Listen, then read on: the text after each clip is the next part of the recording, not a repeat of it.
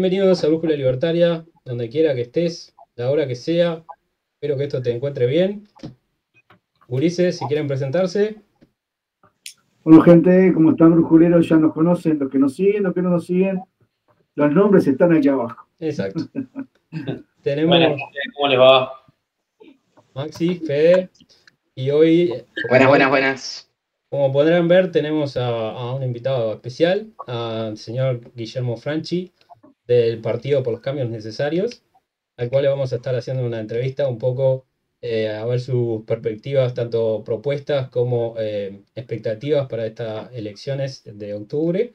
Él se postula como candidato a presidente por el Partido por los Cambios Necesarios. Así que arranquemos con una pregunta bastante simple. Señor Franchi, Guillermo, si te puedo tutear. Un gusto de vuelta que estés acá con nosotros, muchas gracias. Tu partido se llama, o el partido que integrás, se llama Por los Cambios Necesarios.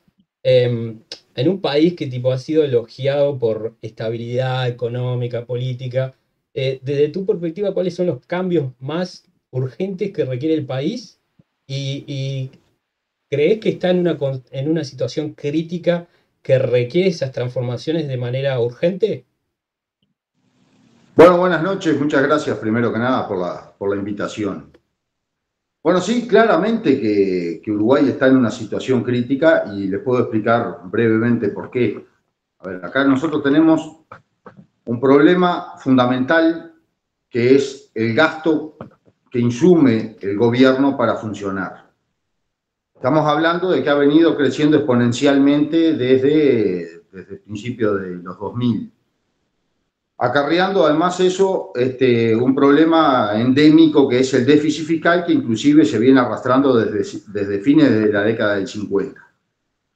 Esos 24.000 millones de dólares que necesita el gobierno para funcionar por año, solamente se cubre el gobierno con la recaudación impositiva de todos los ciudadanos, próximo al 80%. Hay un 20% que sería el déficit operativo, el verdadero déficit fiscal, si no lo comparamos contra el Producto Bruto Interno, que son aproximadamente, este año van a ser aproximadamente unos 4.000 millones de dólares. Pero además es un déficit que se viene arrastrando, como les decía, y que se cubre con deuda, con endeudamiento. Hoy tenemos, para poner ejemplos, ¿no? Hoy tenemos una deuda per cápita en Uruguay, cada ciudadano debe 3 veces más de lo que debía un argentino en diciembre cuando explotó y cambió de gobierno radicalmente. Ellos tenían una deuda pública de 430.000 millones de dólares, pero son casi 50 millones de personas. Y nosotros tenemos una deuda bruta que son 70.000 millones de dólares. O sea, la deuda bruta, sin descontar lo que serían las reservas, es más que el Producto Bruto Interno. Entonces, claramente que es un problema, claramente que acá hay un descontrol en el gasto público por ese crecimiento exponencial. Y bueno, y acá el tema de los cambios necesarios, justamente cambiar en el sentido de que se mejore la situación de cada trabajador y de cada empresario. Cuando hablo de los empresarios, hablo de los 190.000 que existen en Uruguay, de los cuales 188.000 de esos empresarios son micros, medianos y pequeños empresarios. Estamos acostumbrados a que Uruguay sea un país caro, que se nos diga permanentemente y se compare con cualquier parte del mundo, y somos más caros que cualquier parte del mundo para vivir y para producir, y claramente eso afecta no solo lo que queda en el bolsillo del trabajador a fin de mes, o lo que le falta al trabajador a fin de mes, sino además a ese pequeño empresario y al mediano empresario y al micro que pasa prácticamente 24 horas laburando pensando en su empresa y que se vuelve realmente muy empinado el repecho para poder llegar y cubrir sobre todo lo que son los requerimientos estatales con respecto a los aportes previsionales, los pagos de impuestos, DGI, BPS y todas las tasas que hay, más allá de los impuestos, todas las tasas que hay municipales también. Entonces, lo primero que hay que hacer en este país es achicar el gasto público, porque realmente está desmedido, y ahora después podemos entrar un poco más en detalle. pero claramente hay que achicar el gasto porque si no nos puede llegar, hoy estamos a tiempo de hacerlo ordenadamente. Y si no, nos va a pasar lo que ya nos ha pasado tantas veces en el 82, en el 2002, en el 2008, o sea, condiciones externas, condiciones de mercado, van a hacer que ese gasto tenga que arreglarse en los números y siempre el ajuste fiscal acá cae sobre la población, nunca sobre el sistema político y nunca sobre la reducción del Estado. Una visión bastante mileísta, por así decirlo. Fede, ¿querés?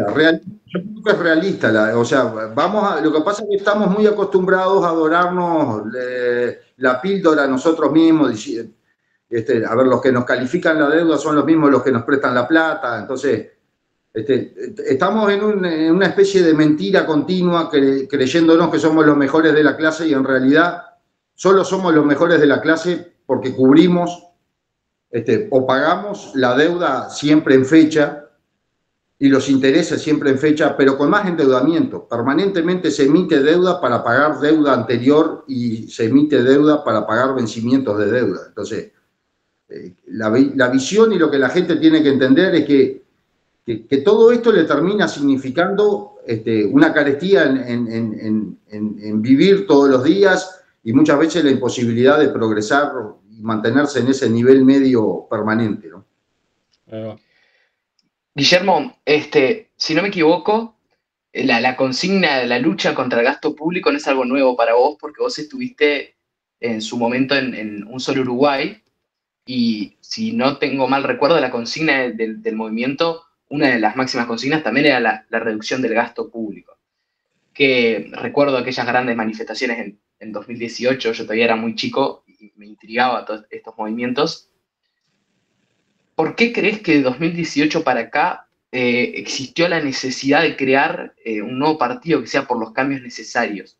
¿Por qué no hubo respuestas del sistema político? Más allá de que eso es evidente, porque por algo vos y un montón de integrantes del movimiento dijeron tenemos que crear un partido. Pero ¿por qué no hubo una respuesta en su momento? ¿Cuál es tu teoría o hipótesis? Yo no lo sé, realmente no lo sé. A mí me costó mucho tiempo darme cuenta de que desde lo social era imposible entrarle al sistema político. Este planteo de formar un partido político estuvo arriba de la mesa en el movimiento desde 2018, desde su creación. Yo fui uno de los que me negué permanentemente a decirme, no, pero a ver, si uno le está aportando al sistema político cuáles son los problemas, inclusive aportándole por dónde se veían o por dónde veíamos nosotros que podían pasar las soluciones. Y tuvimos cero respuesta de cualquiera de los dos gobiernos, ¿no? Porque esto arranca en 2018, un año y medio antes de que empezara la campaña de cara a las elecciones del 2019. Creo que fuimos los iniciadores de la campaña electoral del 2019, pero un año y medio antes, como te decía. No se genera por ningún hecho político específico, sino por la degradación en las condiciones de la gente. El aumento de la pobreza, el cierre de más de 17.000 empresas entre 2015 y 2017, más de 60.000 puestos de trabajo perdidos, y esto en el interior se nota muy rápido. Cuando hay algún problema con el agro, inmediatamente repercute en el comercio, en los servicios, en la logística, en el transporte. Acá Montevideo demora más en llegar. Pero bueno, ante la situación que se venía arrastrando, ustedes no se olviden que tuvimos un boom de los commodities, de los precios, de lo que nosotros vendemos a nivel internacional, que duró de 2009 hasta fines del 2013. Y a partir de ahí quedamos con costos del 2013, pero con precios ayornados a la media histórica, vamos a decir. Y bueno, y esos costos elevados fueron los que fueron perjudicando empresas de todos los rubros, ¿no? Aparte, otra vez el famoso atraso cambiario impulsado desde el gobierno del Frente Amplio, tal cual lo está haciendo este gobierno ahora otra vez. Y bueno, y eso fue perjudicando o repercutiendo en el diario vivir de la gente y empresas enteras que se iban cerrando y gente que se quedaba sin trabajo, el crecimiento de asentamientos irregulares en todo el interior, pobreza extrema, gente hurgando en la basura, cosa que para los que somos del interior es una cosa bastante rara de ver. Y bueno, ¿por qué sin pujar por puestos, sin pujar por bancas, sin pelear por votos y sin pedir nada, aportarle todos los elementos que teníamos arriba de la mesa nosotros al sistema político, primero al Frente Amplio y luego a este gobierno cuando asume, y que no hayamos tenido ni siquiera una respuesta de no están equivocados? O sea, las respuestas fueron cero. Se ignoró absolutamente todos los planteos, por lo tanto, claramente nos empujó a esto.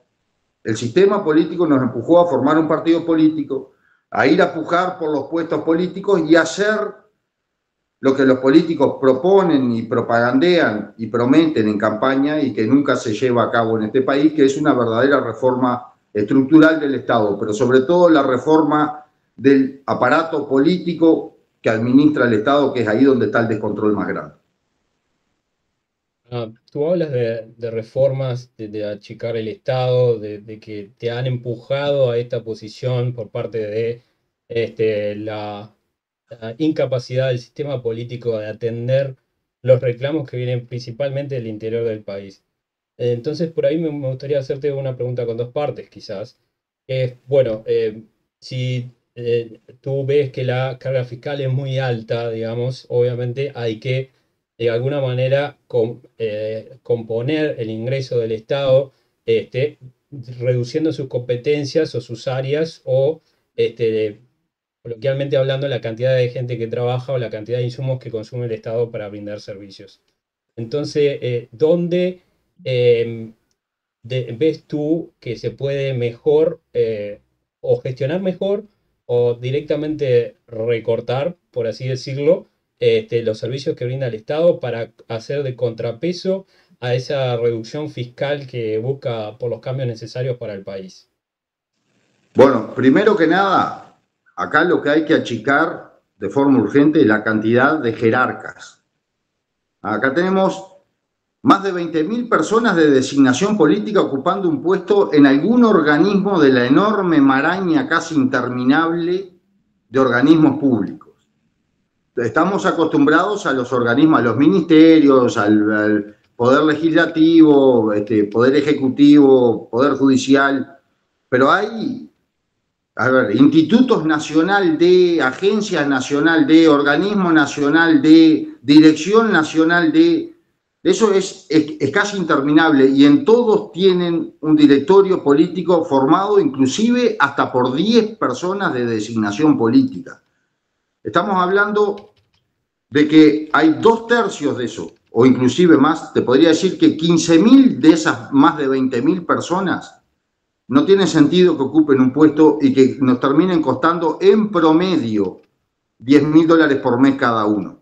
Digo en promedio porque no es solo la retribución personal, sino también son los beneficios asociados a esa actividad, que aparte es con gente muchas veces que solo accede por cuota política y con cero preparación para ocupar, y lo pueden ver.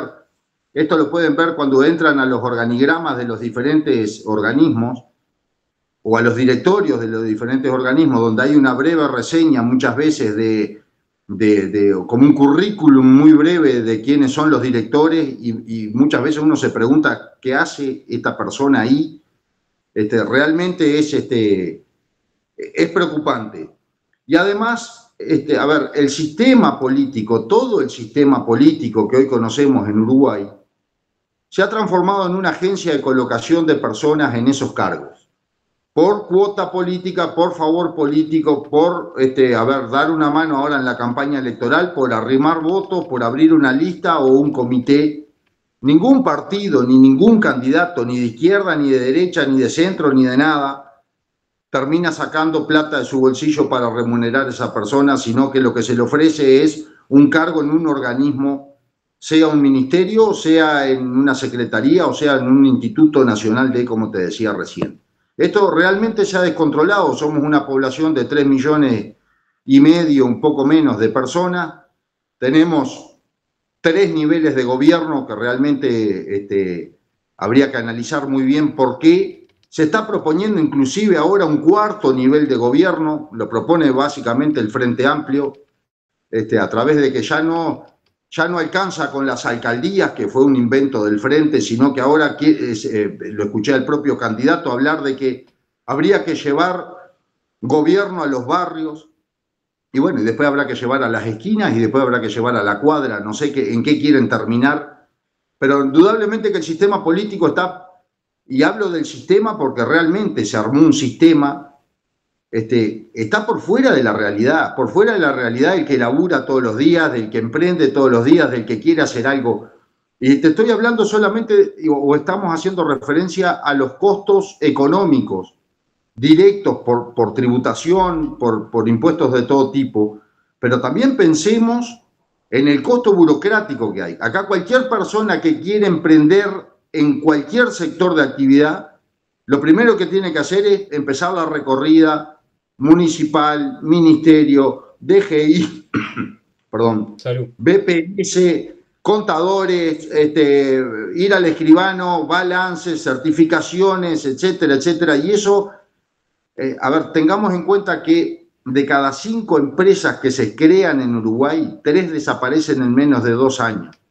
Y yo creo que hay muchas que ni siquiera llegan a abrir por lo que significa la carga burocrática y la carga en efectivo que tiene este país, que se ha transformado en una desgracia para los que los padecemos, o sea, para los ciudadanos. Y ahí es donde está el problema. Y el sistema político no quiere ver esto, no le interesa ver esto, está muy cómodo con sus retribuciones, pensando siempre con su calculadora de votos en la cabeza, pensando en las próximas elecciones, pensando cuánta gente puede llegar a colocar del sector de él en tales cargos, en tales puestos. Y bueno, a ver, yo creo que llegó la hora de ponerle por lo menos una moderación a todo esto, achicar, volverse eficiente y obviamente que todo eso se traduzca en eliminar el déficit fiscal para llevarle alivio económico a la gente, alivio en el IRPF, alivio en el IAS, alivio en las tarifas públicas que son, a ver, las comerciales son una ridiculez, que son 300% más caras que las hogareñas, y eso que las hogareñas ya son de por sí las más caras de toda América, tanto en telefonía como en energía eléctrica, como en combustible, etcétera. Todos los servicios que brinda el Estado son excesivamente caros para la gente.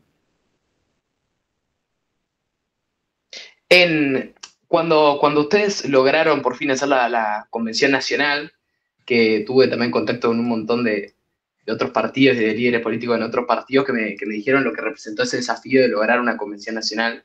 Ustedes tuvieron más de un intento, si no me equivoco, hasta que por fin lo lograron. Uno de los anuncios que lanzaron, como anunciando que habían pasado a la convención y lo demás, decía que el Partido por los Cambios Necesarios era el primer partido político con conciencia federal. ¿A qué se refieren con eso?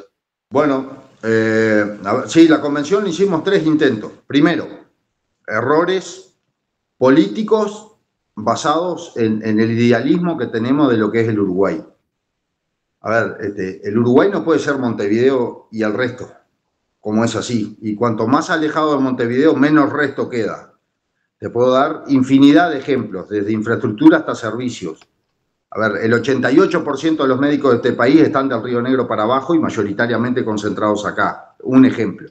Cuanto más te alejas de Montevideo, menos calidad en servicios, menos infraestructura, pero los impuestos son exactamente los mismos, ¿no? A ver, si vivís en Bella Unión, pagás el mismo IVA, pagás la misma patente, pagás el mismo IRPF, IMEVA, IRAE o impuesto al que sea, es exactamente igual, pero servicios, a ver, prácticamente ninguno.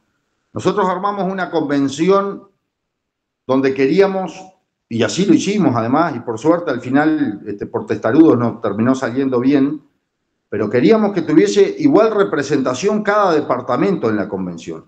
La convención para nosotros es el órgano máximo y prioritario del partido. No es un número como para muchos partidos políticos, es juntemos 500, hagamos la convención y todo listo y seguimos adelante, sino que para nosotros la convención está en nuestros propios estatutos, es, por ejemplo, quien designa el directorio, entre otras facultades, pero queremos que la convención funcione como convención del partido. Entonces salimos a buscar a los 19 departamentos. Y tenemos convencionales de los 19 departamentos. Ahora, después el desafío era juntarlos en un único lugar, el mismo día, a la misma hora.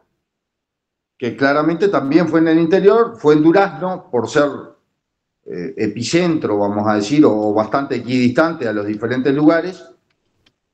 No fallamos absolutamente en la comunicación de entrada, no supimos hacerle entender a la gente que era un requerimiento legal, la convención, que no era un invento nuestro, sino que era un requerimiento de la Corte Electoral para poder seguir de cara a octubre.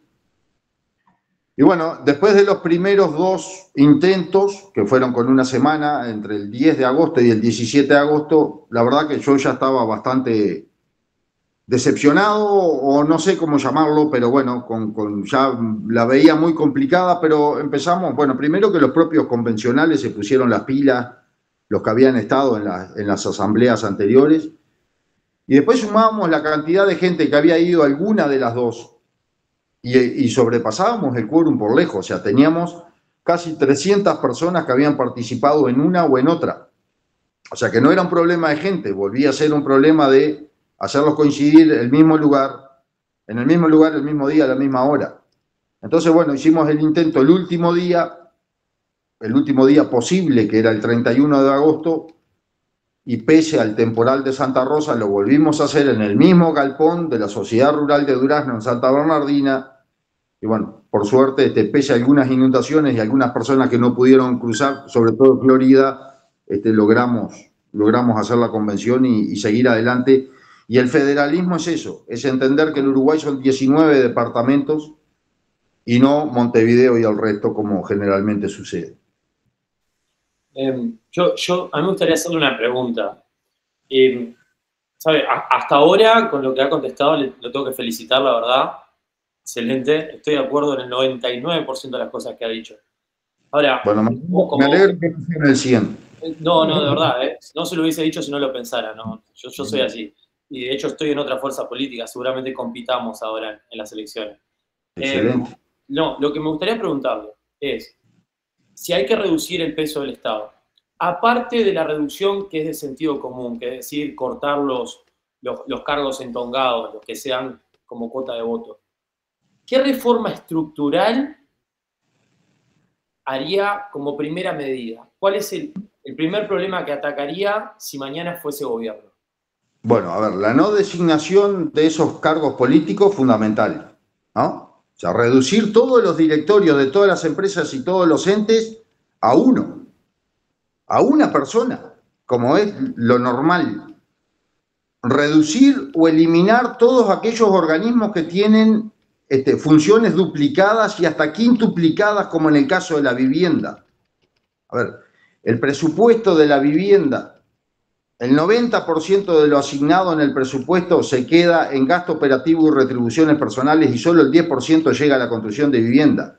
Y eso es debido a que tenemos 5 organismos estatales que se dedican básicamente a lo mismo, que es el Ministerio de Vivienda, la Agencia Nacional de Vivienda, el Banco Hipotecario del Uruguay, MEVIR y el BPS, aparte de las cooperativas municipales, policiales, etc.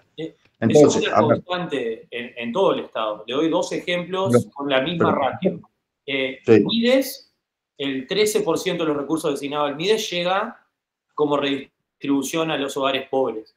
Inumet tiene un presupuesto en el cual creo que el 90% del presupuesto son funcionarios contratados, o sea, que se va en sueldos y no en la prestación del servicio en sí.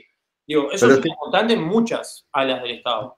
Claro, el 93% de la ejecución del presupuesto de este año en la rendición de cuenta es retribuciones personales y gasto operativo. O sea que por cada 100 mangos que vos pagás en cualquier impuesto, a vos el Estado te está devolviendo en servicio 7 y 93 quedan en el camino. Yo me alegro de esa cifra que vos diste del MIDES, porque la última vez que nosotros tuvimos acceso a toda la información del MIDES fue en 2019. Y ahí era el 70. Este número, no estoy seguro de cuál tiré. No sé si yo sí estoy seguro que en 2019 de la ejecución del presupuesto del MIDES, el 74% era gasto operativo. Pero en este gobierno no pude llegar a los mismos números que pudimos llegar en 2019 porque no está publicada la ejecución. Ahora sí tengamos en cuenta que pasamos de 430.000 asistidos por el MIDES a 850.000 asistidos que tenemos actualmente en el Ministerio de Desarrollo Social. A ver, el Ministerio de Desarrollo Social es un ministerio que tiene que desaparecer, porque si no, no es de desarrollo social, va a ser el Ministerio de la Limosna Permanente y del aprovechamiento de la clase política a estar currando, comiéndose el 90% del presupuesto que debería llegar a la gente. Entonces, a ver, eliminar los organismos que tienen funciones repetidas o duplicadas o hasta quintuplicadas, como hablábamos recién. Pensemos, por ejemplo, en AFE, en los ferrocarriles del Estado. La empresa cerró hace 40 años. Prácticamente no tiene funcionarios, creo que quedan 68 funcionarios en AFE, pero lo que siempre se mantuvo fue el directorio político y las 36 gerencias, que creo que ahora han bajado a 27, pero tenía 36 gerencias operativas. A ver, pensemos en el Correo Nacional. Tiene 96 gerencias y pierde 30 millones de dólares todos los años. Ahora, hay un montón de empresas que se dedican a lo mismo que hace el correo, privadas, que lo hacen muy eficiente y que deben de tener un gerente. Y no un directorio de 6 personas y 96 gerencias. O sea, por eso te decía que acá el tema es que se ha descontrolado, la clase política se ha descontrolado en el uso de los recursos y ha generado cosas que son realmente monstruosas, que ocasionan pérdidas permanentes, que no le aportan nada a la gente, que los servicios privados los realizan con total eficacia y además no nos cuestan plata, porque si cerramos el correo, dejamos de perder 30 millones de dólares por año, solamente habría que pagarle a los funcionarios públicos inamovibles del correo hasta el día que se jubilen, pero por lo menos que esté cerrado, que no vayan a consumir ni agua, ni luz, ni aire acondicionado, ni impresoras, ni papel higiénico, ni café. Y bueno, y nosotros lo que sí proponemos en nuestro plan de gobierno es una bolsa de trabajo estatal para aquellas personas que, siendo funcionarios públicos presupuestados, tengan la posibilidad de ir a cumplir función en algún organismo público que necesite de esas personas. Pensemos que el 90% de las funciones públicas que cumplen los funcionarios no tiene determinado cuál es la tarea que tiene que hacer. Y eso no lo digo yo, lo dijo Conrado Ramos hace muy poco tiempo atrás, antes de irse de la Oficina del Servicio Civil. Entonces, a ver, los empleados públicos no son la causa del problema, ni siquiera reduciendo a la mitad podemos abatir el déficit fiscal. Los empleados públicos son la consecuencia del problema. La causa del problema es la clase política. Es lo que los políticos de todos los partidos han hecho con los gobiernos sucesivos, agrandando permanentemente las funciones y la cantidad de organismos públicos. Pensemos que cuando asumió este gobierno había 13 ministerios. En la ley de presupuesto de este gobierno se crean 13 direcciones de género. Pensemos que cuando asume este gobierno había 112 alcaldías, hoy hay 125. Pensemos que ya están todos de acuerdo en un nuevo ministerio que es el de Justicia, que es lo más peligroso que he escuchado en mi vida, pero aparte no solo por el gasto, sino por la función que va a tener. Entonces, pensemos en eso de llevar el 4º nivel de gobierno. A ver, muchachos, vamos a ponerle un fin a esto, porque si no, no vamos a ser uno de los países más caros del mundo. Vamos a ser el país más caro del universo, inclusive de algunos planetas que ni siquiera conocemos todavía. Y esto tiene que tener un fin, porque no puede ser que tengamos una nafta que vale $2, no puede ser que el 50% del valor de esa nafta sean impuestos, no puede ser que las empresas públicas, pese a lo que dice la Constitución, vuelquen miles de millones de dólares por año a rentas generales. El Banco País el año pasado tuvo una ganancia extraordinaria de 600 millones de dólares. A ver, el Banco País, el que a vos te cobra por una caja de ahorro cuando te excedes de 10 movimientos. No, nunca al verdadero accionista. Los accionistas de las empresas públicas somos los ciudadanos. Y acá los accionistas somos los perjudicados. Y los 600 millones de dólares que va a poner este año la UTE, que está exportando al 10% del valor de lo que a vos te cobran la energía, lo estamos subsidiando la energía eléctrica a los brasileros y a los argentinos. Le estamos exportando el vatio a $1,20 peso cuando a vos te lo cobran 11. O sea, a ver, aquí hay algo que no funciona. Entonces, con esas ganancias extraordinarias de 300, 400 millones de dólares, hasta la OCE volcó 50 millones de dólares el año pasado a rentas generales. Y renta general es el viejo de la bolsa, ¿no? Va para allá adentro y ahí nadie sabe bien qué es lo que pasa después. Y mientras no solucionemos el tema de la seguridad social, que es el agujero más grande que tiene este gobierno y que el anterior y el anterior y el anterior, que realmente, a ver, el déficit operativo del BPS en el año 2020 era el doble del déficit fiscal. Claramente lo cubre rentas generales, lo cubrimos con 7 puntos del IVA, lo cubrimos con otros impuestos asociados. Pero a ver, hicimos una reforma de la seguridad social que no reforma el problema, que lo patea 30 años para adelante. Entonces, nosotros sí tenemos en el plan de gobierno un sistema de reforma a la previsión y a la seguridad social que es estable, se potencia en el tiempo.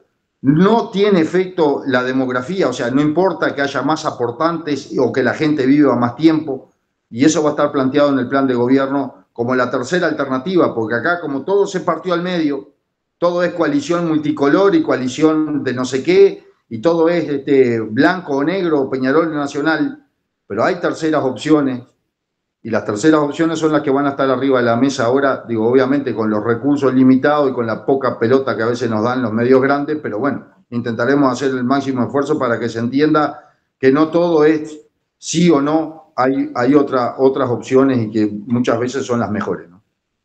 Acá en estos medios alternativos siempre van a tener un lugar donde exponer sus ideas. Nosotros, tú estabas hablando ahora de la seguridad social, el déficit que tiene aproximadamente 900 millones de dólares por año, si no me equivoco, la caja general del BPS.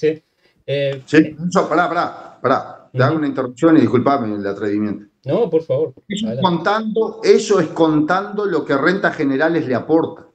Sí, el déficit operativo entre lo que el BPS recauda y lo que el BPS paga mes a mes, en el año 2020 eran 3.800 millones de dólares. Yo estoy seguro que hoy debe ser por encima de los 6.000 o 6.500 millones de dólares. El déficit operativo, claro. Recaudación, erogación. Es mucho más ilustrativo de la situación real que el déficit financiero o fiscal. Tenemos ahora en octubre por delante 2 plebiscitos, uno sobre seguridad social y otro sobre allanamientos nocturnos. Quizá más adelante alguien más del panel te pueda preguntar específicamente sobre el tema de seguridad. Es, además de la economía, lo que creo le importa más a los uruguayos. Pero bueno, ¿cuál es la postura? Me parece que ya la intuyo venir, que tiene el Partido por los Cambios Necesarios con respecto al plebiscito del BPS.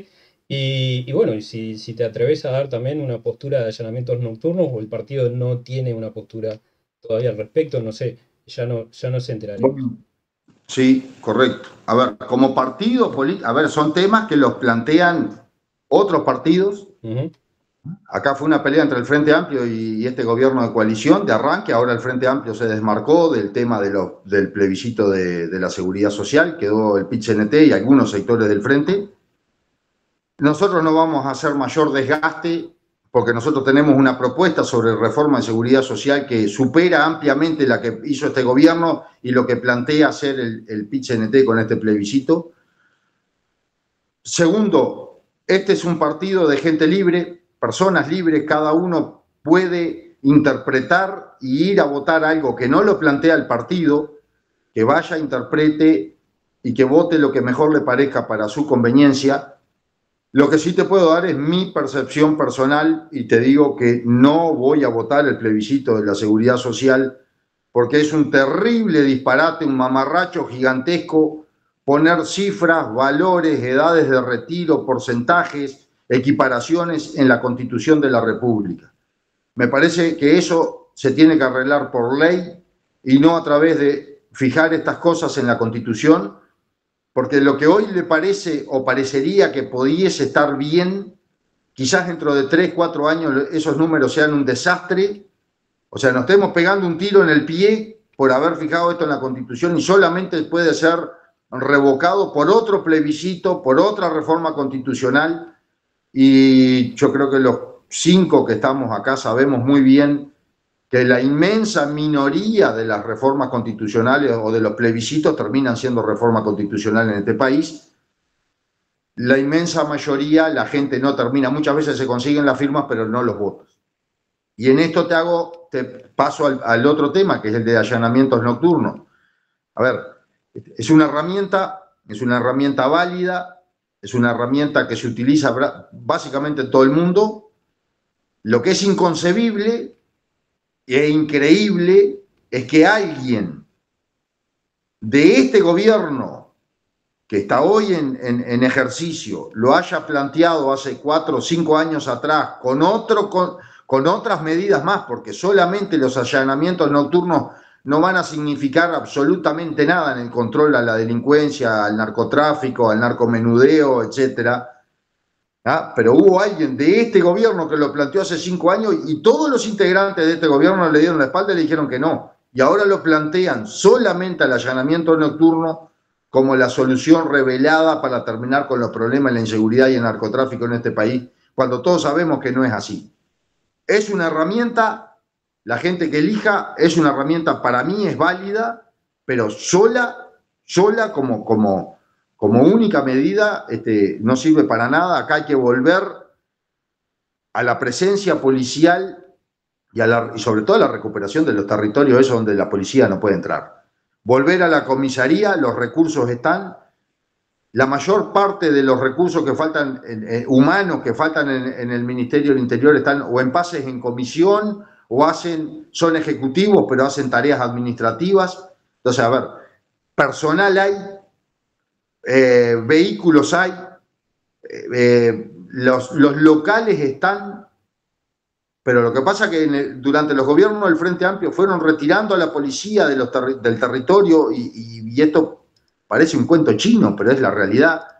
Te puedo decir que hoy hay zonas muy extensas, sobre todo de pequeños pueblos en el interior de 4 o 5 mil personas, y zonas, pero realmente extensas en territorio, que no tienen más una comisaría como tenían hace 20, 25 años atrás, no tenés a quién recurrir.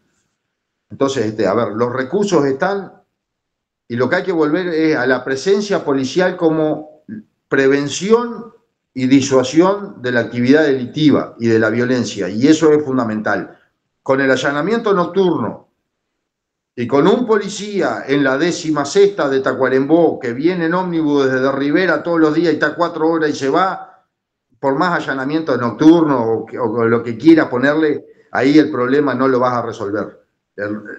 La resolución de bajar el nivel de delitos está con la presencia policial en las calles, en los barrios y en las comisarías, como era hace 20, 25 años atrás. Una pregunta. Usted, ahora saliendo de la propuesta electoral, yo le voy a hacer una pregunta muy personal. ¿Usted cree que se le puede ganar la guerra a las drogas? Sea honesto. No. Okay. No. Claro que no. A ver, vamos a entendernos. Mientras haya demanda, estamos hablando de la guerra actual, esta de tratar de controlar el narcotráfico. Mientras exista la demanda, alguien le va a proveer la droga. Por el método que sea, con la guita que tienen, con lo que pueden llegar a fabricar, a hacer, a coimear, o pueden llegar a corromper cualquier cosa. La única forma de combatir el narcotráfico es eliminándole la demanda. Mientras exista la demanda, el narcotráfico va a existir. Y la forma de eliminar la demanda es trabajar sobre los niños, cuanto más chicos mejores, y mantenerlos ocupados en escuelas de tiempo completo, con actividad física, con actividad curricular, con actividad intelectual, con actividad científica, con 3 comidas de calidad al día. O sea, estamos hablando de escuelas y liceos de tiempo completo. Lo que no podemos permitir es que alguien de 12, 13, 14 años vaya 3 horas a un centro educativo y se pase 15 horas después al santo botón dando vueltas por ahí, cayendo muchas veces en todos estos temas, ¿no? La guerra al narcotráfico es bajándole la demanda, no queda otra. Mientras exista demanda, el narcotráfico es imparable.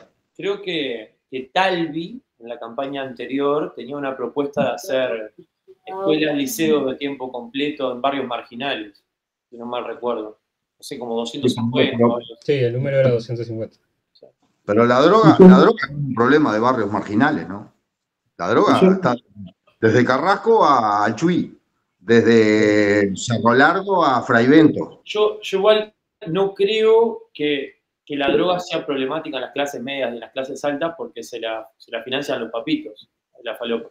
Creo que siempre termina siendo un problema en las clases más marginales porque la abstinencia lo lleva a cometer acciones No, una cosa estamos hablando de consumo y otra cosa de las consecuencias de qué droga y cómo conseguir la dosis, ¿no? Totalmente de acuerdo.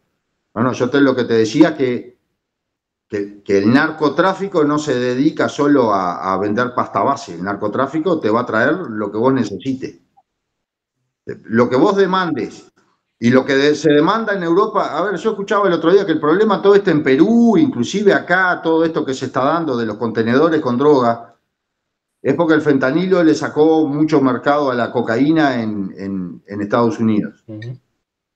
Entonces los cárteles mexicanos tuvieron que empezar a venirse hacia el sur, a puertos que tuviesen conexión directa con Asia y con Europa. Entonces digo, a ver, van a hacer cualquier cosa porque los recursos los tiene. De cualquier manera van a hacer llegar la droga a donde está la demanda, incluido Uruguay. Si acá hay demanda de droga, ahora, sí. Una pregunta. Sí, pará, Maxi, que Pablo quería preguntar algo. Ah, perdón, Pablo. No, pero no era vinculado con el tema de drogas. Si lo quieren lo terminan y yo hago la pregunta después. Maxi. No, bueno, para mantenerlo un poquito en tema de seguridad. He sabido que actualmente el nuevo sistema que se implementó de las fiscalías está un poco desbordado, ¿no? Hay pocos fiscales en cada uno de los departamentos. Acá en Maldonado hay pocos fiscales seguramente. Y saliendo del esquema del problema de las drogas, saliendo del esquema del problema de los hurtos, de las rapiñas, que es a lo que los fiscales se están abocando, está ocurriendo, y acá yo le tiro el dato y usted me tirará la solución, está ocurriendo que hay muchos delitos que no están siendo procesados por el sistema. Estafas, accidentes de tránsito, delitos de daño a la propiedad. Abigeato, yo pienso que una sociedad sana o un Estado que cumple el rol dentro de la sociedad tiene que garantizar que se respete el derecho de propiedad y la integridad física de los individuos en todos los niveles.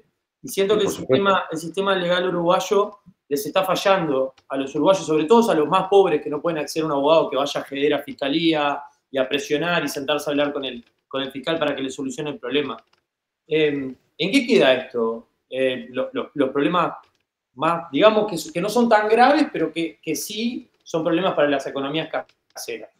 No, pero a ver, pero inclusive son graves para quien va a denunciar. Yo creo que el 99% de la gente no va a hacer una denuncia porque no tiene otra cosa para hacer, sino que va porque realmente, y si llegás a hacer una denuncia tanto a nivel policial como a nivel de fiscalía, es porque vos considerás que es un problema grave que tenés y lo tenés que solucionar.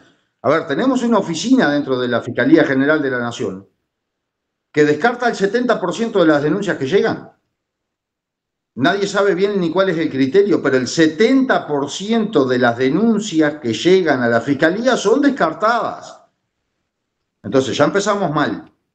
¿Ah? O sea que de cada 10 solo 3 prosperan, 7 se descartan.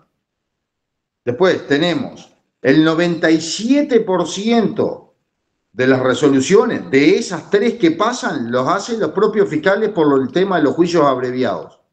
Solo el 3% llega al verdadero Poder Judicial. No nos olvidemos que las fiscalías ya no pertenecen al Poder Judicial. La Fiscalía pertenece al Ministerio de Educación y Cultura, por lo tanto, pertenece al Poder Ejecutivo. Se terminó absolutamente con la creación del nuevo Código del Proceso Penal la independencia de poder en este país. ¿Ah? Y ahora, si se va por la creación de un Ministerio de Justicia, que obviamente va a depender del Poder Ejecutivo, como todo ministerio, ya es, transparentemos la situación de que la justicia va a estar en manos de los políticos y no en manos de los jueces o del Poder Judicial. En esa línea, sí, lo que no hay son juicios rápidos. Ese es un gran problema en Uruguay. Juicios civiles duran 6, 7 años. En iniciar, ¿sí?, un juicio penal puede tardar 1 año y medio. No hay velocidad en la justicia, y cuando no hay velocidad en la justicia, muchas veces termina no habiendo justicia. Pero entonces lo que propondría sería que tenga más recursos el Poder Judicial en vez de crear un ministerio. O sea, sí, primero que nada, por supuesto, más recursos y que los fiscales sean auxiliares de la justicia, del Poder Judicial. Que vuelvan a su función de ser auxiliares de los jueces y no que sean un instituto aparte capaz de resolver el 97% de los casos. Que muchas veces uno se pregunta cómo se resuelven. Achicando penas, bueno, los juicios abreviados, eso terminan siendo toda una negociación. A ver, y yo, aparte hay otro tema que, disculpa que salte para otro lado, pero que es fundamental. A ver, acá nadie tiene en consideración a la víctima que sufrió el problema o el delito. Nadie la tiene en consideración.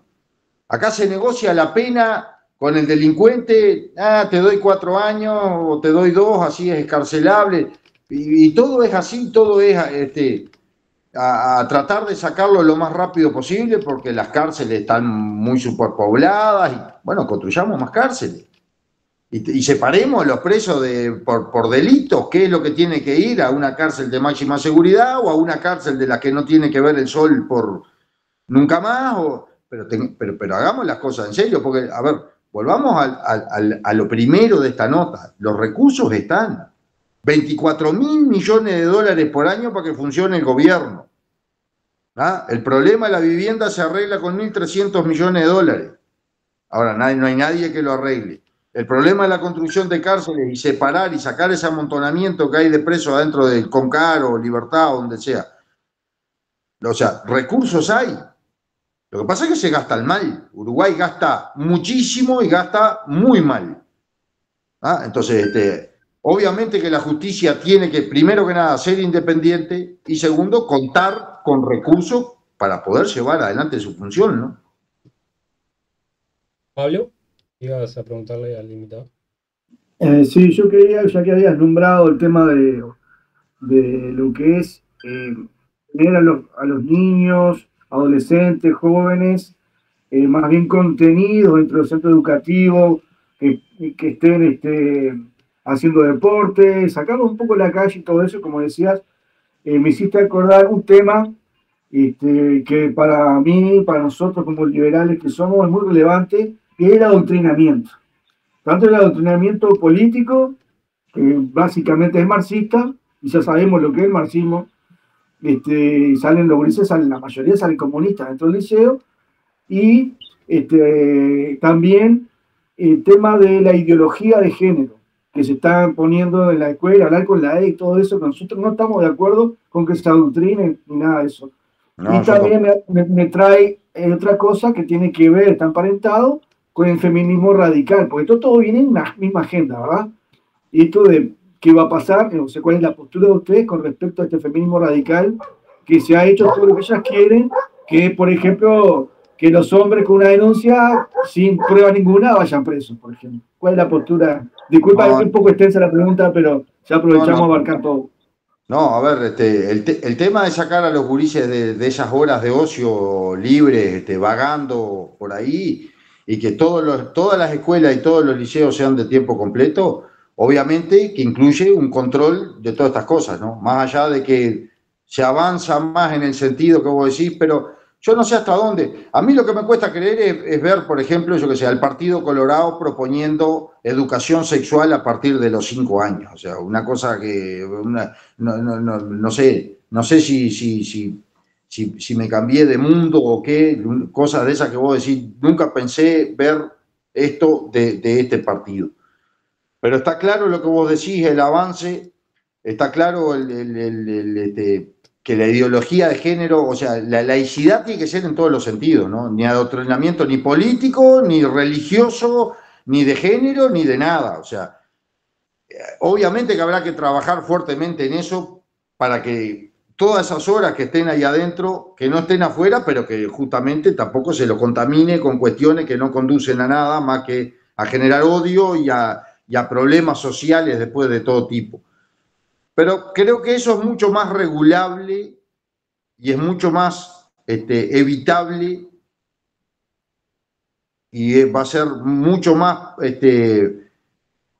favorable, y disculpen con el hable, pero es así, para los niños, para los adolescentes, que terminar reclutados o en la adicción o en el narcomenudeo. O sea, eso hay forma de controlar y solamente es ejercer la presión que se tiene que ejercer y los controles que se tienen que ejercer. Que hoy obviamente la educación pasó a ser un desastre, ¿no? Vemos permanentemente cómo entra alguien y agrede a una maestra, un profesor, le dice cualquier cosa, le pega una trompada y no pasa nada. En la época de nosotros al revés, yo qué sé, yo cuando iba a la escuela me hacía el vivo y la maestra me pegaba con la regla o me cazaba del pelo y me mandaba en penitencia atrás de la puerta y callaba la boca, ¿no? No hables hasta que te digan que salgas de ahí. Yo no sé si hay que volver a eso, pero a mí no me hizo mucho mal, ¿no? Por lo menos no me generó ningún problema mental ni nada raro. Y hoy en día se habla mucho de la generación de cristal, que no soporta el más menor actitud o acción correctiva respecto a malas actitudes que pueden llegar a tener. Un poquito cerrando, Guillermo, que estamos en hora, me gustaría, si podés, plantearnos un poco de cara a las elecciones y bueno, considerando que son un partido nuevo y me hubiera gustado un poco ahondar más un poco en lo que respecta a las dificultades de crear un partido nuevo, cómo obviamente la dificultad de conseguir los convencionales, la cantidad de listas, etcétera, que un poco que impide que lleguen nuevas ideas al sistema político uruguayo, ¿no? Sí. Pero, exacto. Capaz que podés. No, ya te digo, a ver, el circo está armado, vamos a entendernos que todas esas limitantes son políticas, ¿no? Sí. El circo está armado por el sistema político para que no entre nadie, o para que entren los menos posible. Vos no te olvides que a principios de este año éramos 23 los partidos políticos y estamos de cara a octubre 11, la misma cantidad que de las elecciones pasadas. O sea, más del 50% de todos aquellos que impulsaron un partido político quedaron afuera porque el circo político y con su corte política y su corporación política y su ley política de partidos políticos hacen casi inviable que se puedan formar nuevas opciones, cuando en realidad toda esta previa no sirve para nada, porque acá lo que sirve es que vos en octubre puedas poner a disposición tu plan, tu estrategia, tu forma, qué es lo que pensás y que la gente decida, porque es el ciudadano el que tiene que decidir qué idea sigue y cuál no. Y eso es lo que nos va a pasar. Algunos vamos a seguir, otros no vamos a seguir.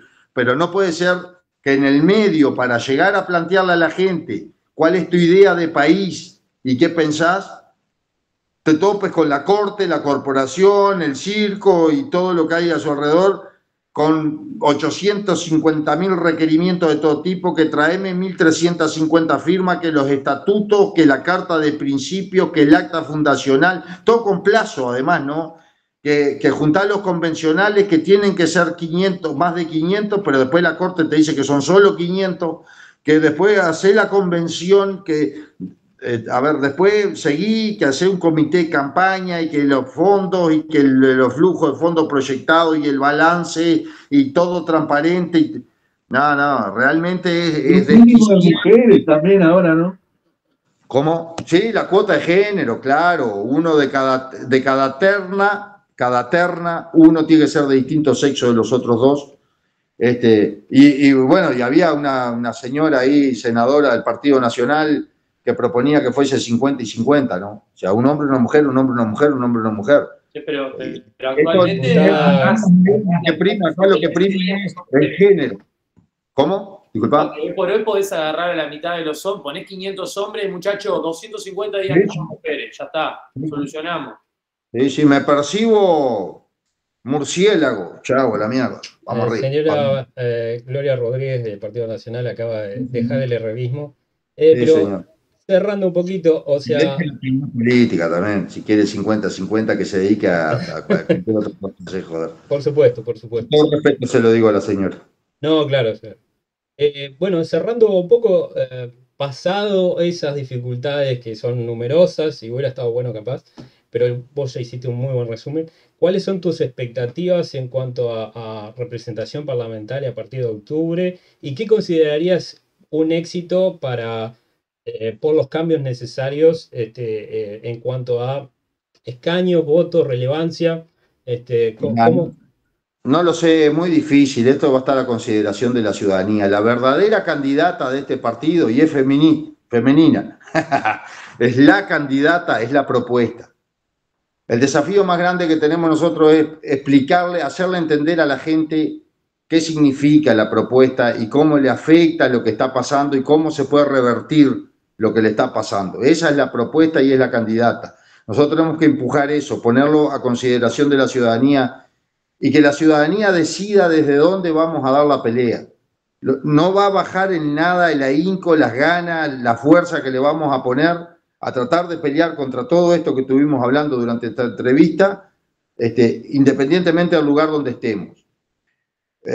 Dijo el vecino bastante tiempo antes de las elecciones, si llego al balotaje le gano a cualquiera.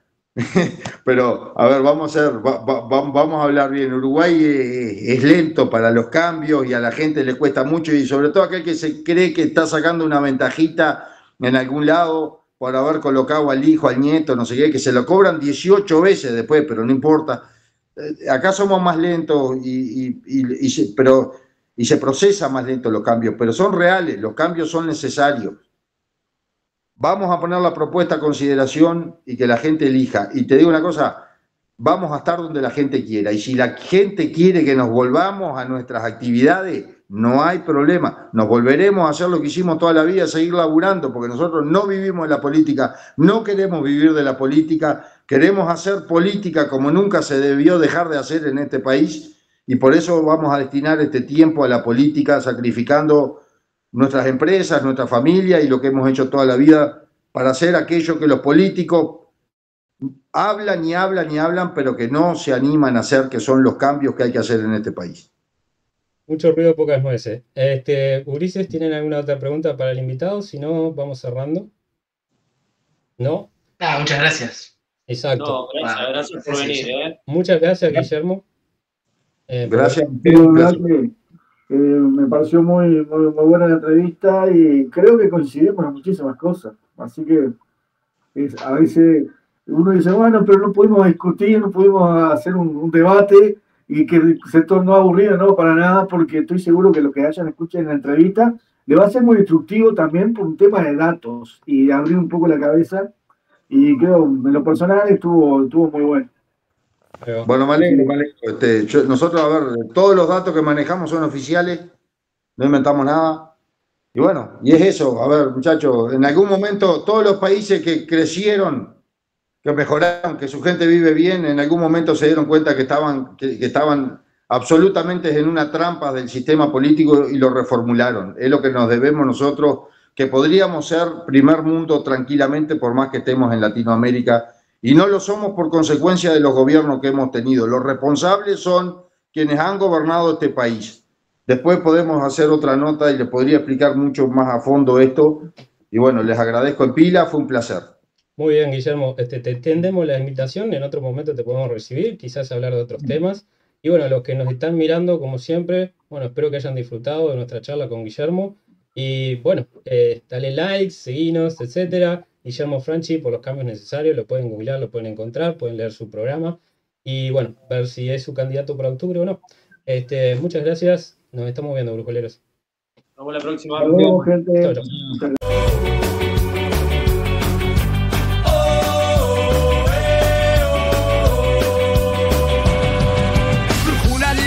Vaya fama que has ganado, te hallamos en YouTuber, un canal recomendado. La murga trae satiras a jugar y a desbordar, con vídeos e ideas, un compás para opinar.